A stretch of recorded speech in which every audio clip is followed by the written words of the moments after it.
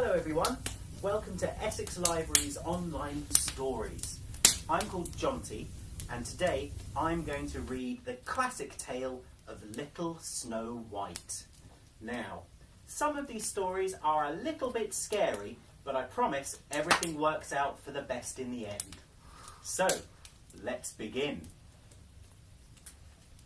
Once upon a time, in the middle of winter, when the flakes of snow were falling like feathers from the sky, a queen sat at a window sewing, and the frame of the window was made of black ebony. And whilst she was sewing and looking out of the window at the snow, she pricked her finger with a needle, and 3 drops of blood fell upon the snow. And the red looked pretty upon the white snow, and she thought to herself, "Wish I had a child as white as snow, as red as blood, and as black as the wood of the window frame." Soon after that, she had a little daughter, who was white as snow, and as red as blood, and her hair was black as ebony, and she was therefore called Little Snow White. And when the child was born, sadly the queen died. After a year had passed, the king took himself another wife. She was a beautiful woman, but proud and haughty, and she could not bear that anyone else should surpass her in beauty.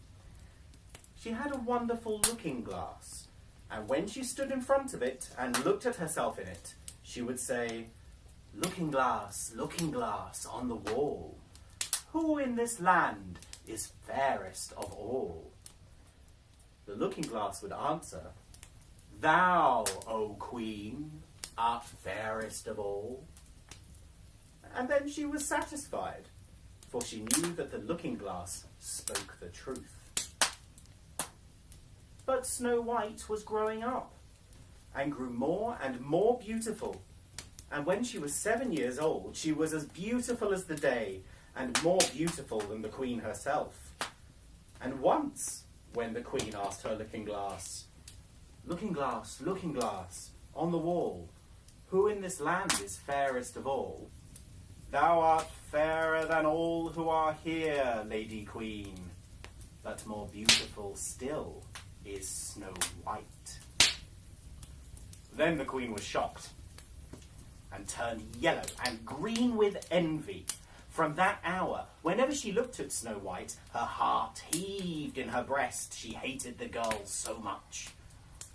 And envy and pride grew higher and higher in her heart like a weed, so that she had no peace day or night. She called a huntsman and said, "Take the child away into the forest. I will no longer have her in my sight. Bring me back her heart as a token." The huntsman obeyed and took her away, but when he had drawn his knife and was about to pierce Snow White's innocent heart, she began to weep and said, "Oh, dear huntsman, leave me my life. I will run away into the wild forest and never come home again." And as she was so beautiful, the huntsman had pity on her and said, "Run away then, you poor child." And a young boar just then came running by, and he cut out the boar's heart and took that to the queen as a proof that Snow White was dead. The cook had to salt this, and the wicked queen ate it and thought she had eaten the heart of Snow White. But now the poor child was all alone in the great forest, and so terrified that she looked at every leaf of every tree and did not know what to do. Then she began to run, and ran over sharp stones and through thorns, and the wild beasts ran past her, but they did her no harm. She ran as long as her feet would go until it was almost evening. Then she saw a little cottage, and she went into it to rest herself. Everything in the cottage was small, but neater and cleaner than can be told. There was a table on which was a white cover, and 7 little plates, and on each plate a little spoon. Moreover, there were 7 little knives and forks and 7 little mugs. Against the wall stood 7 little beds, side by side, covered with snow-white counterpanes. Little Snow White was so hungry and thirsty that she ate some vegetables and bread from each plate and drank a drop of wine out of each mug, for she did not wish to take all from one only. Then, as she was so tired, she laid herself down on one of the little beds, but none of them suited her. One was too long, another too short, but at last she found that the seventh one was right, and so she remained in it, said a prayer, and went to sleep. When it was quite dark, the owners of the cottage came back. They were 7 dwarves who dug and delved in the mountains for ore.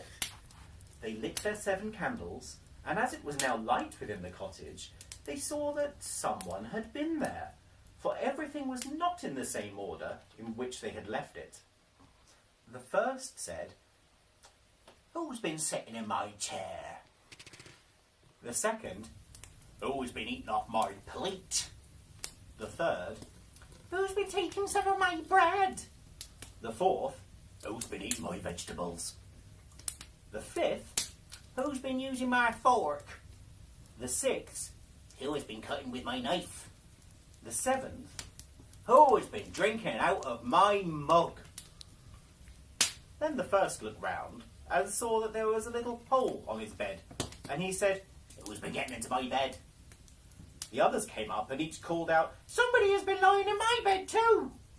But the seventh, when he looked at his bed, saw little Snow White, who was lying asleep thereon.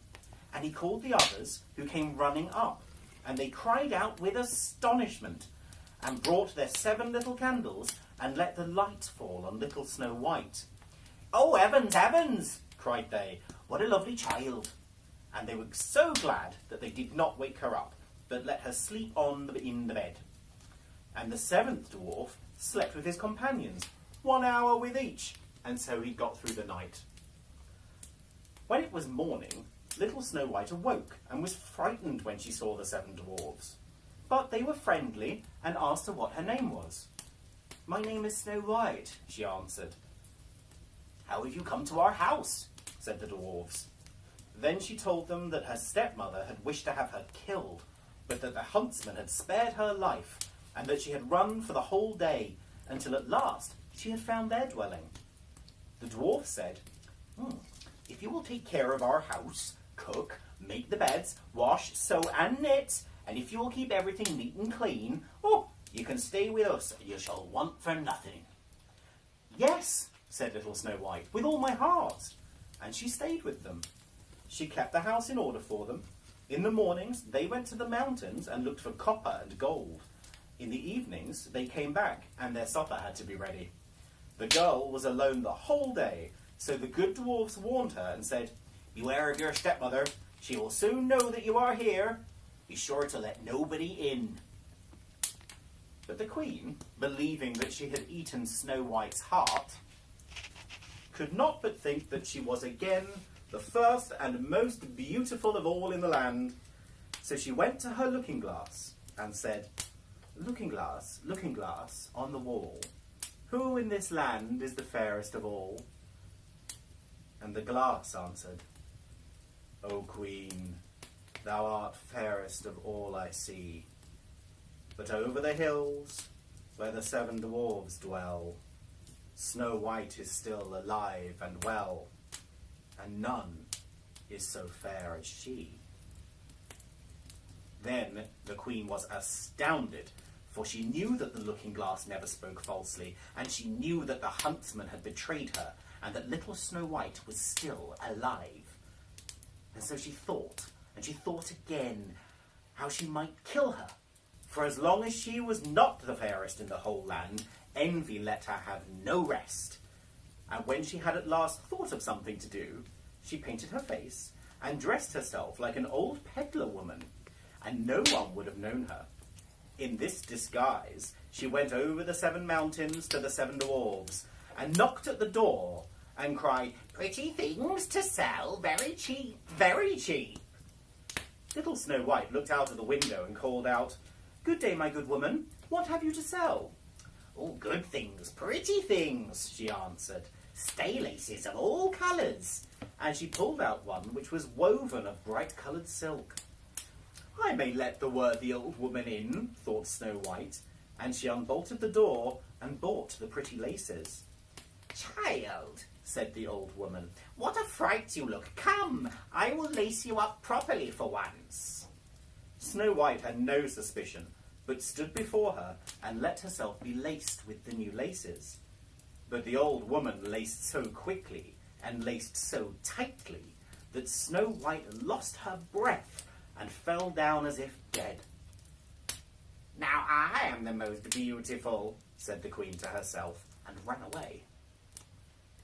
Not long afterwards, in the evening, the 7 dwarfs came home, but how shocked they were when they saw their dear little Snow White lying on the ground, and that she neither stirred nor moved, and seemed to be dead.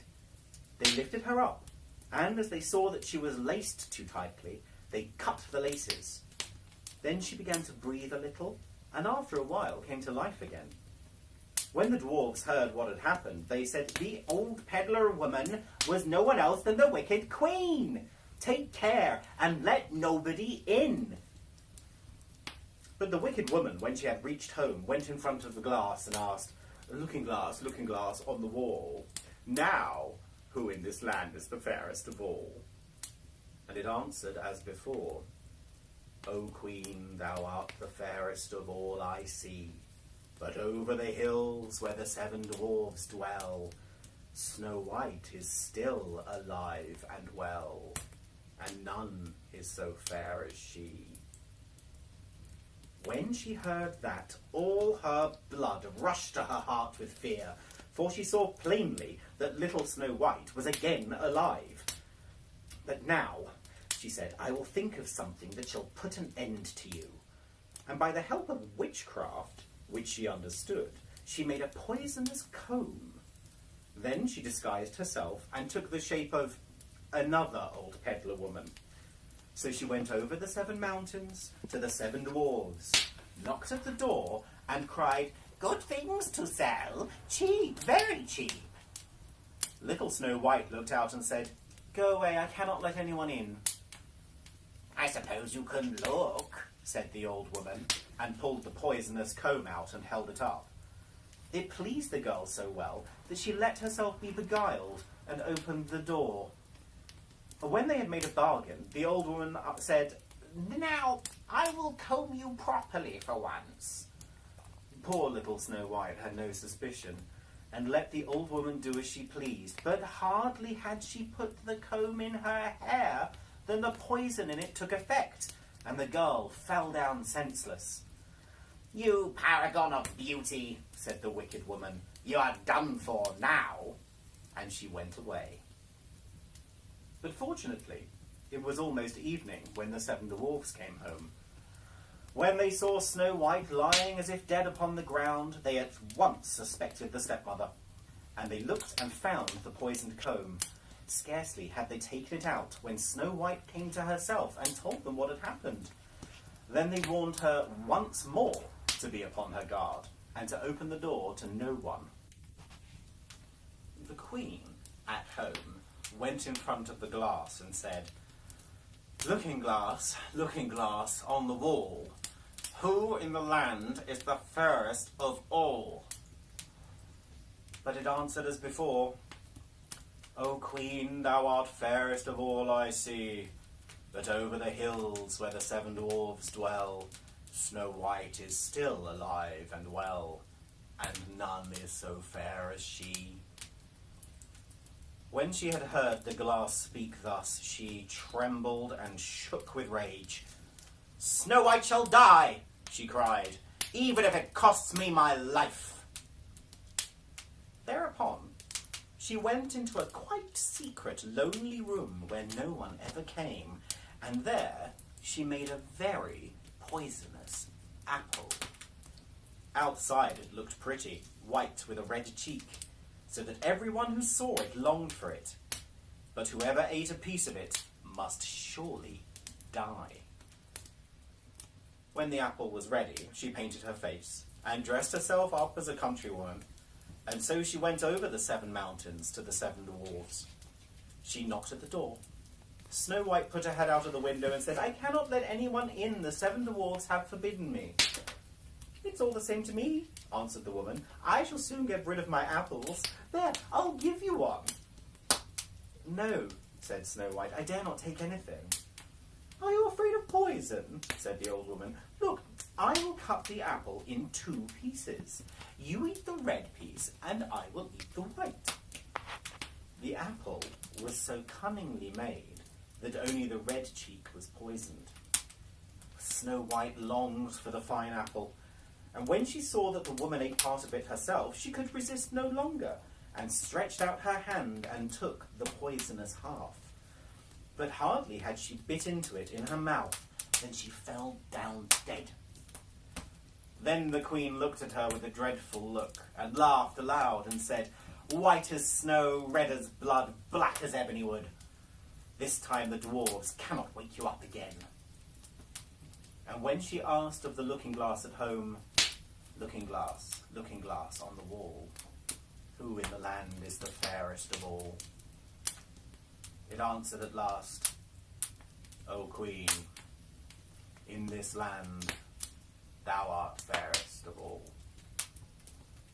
Then her envious heart had rest, so far as an envious heart can have rest.